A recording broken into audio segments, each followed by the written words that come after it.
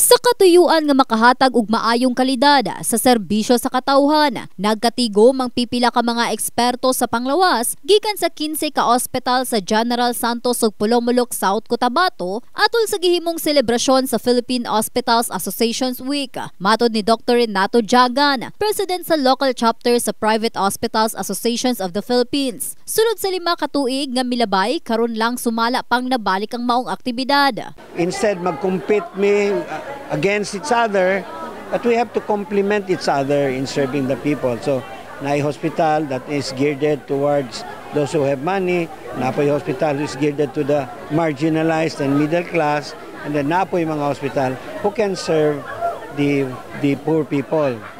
Kahit na tertiary hospital, we have a regulation obligated me to serve the poor people. Gathered once again para ma-express namin yung aming camaraderie with all other hospitals here. In this event, pwede namin i-share yung aming mga new services sa mga hospitals namin na wala dito sa ibang hospital. So every hospital has a new services. So this is also one way of telling the community, the kapwa namin mga hospitals, the services that are present sa kanya-kanyang hospitals.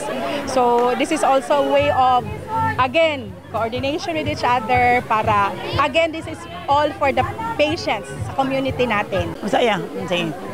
Na lalong magdami ang mag-atayan at saka marami, masaya sila. Unom sa napulo ka tawo sa nasud ang nangamatay sa nagkalain-laing sakit tungod sa wala makapahimulos sa mga health services. Ugo sa sumala kini sa ilang concern nga ang tanang mga tawo makapahimulos gayud sa serbisyong medikal pinaagi sa pagtinabangay sa mga eksperto, mapribado man o pampublikong ospital. With the assistance of the Social Welfare Department, PCSO, and then ngayon merong fund galing sa Department of Health, diyan gina-channel ang mga funds ng mga ating mga senator, mga ating mga politician, diyan dinadaan.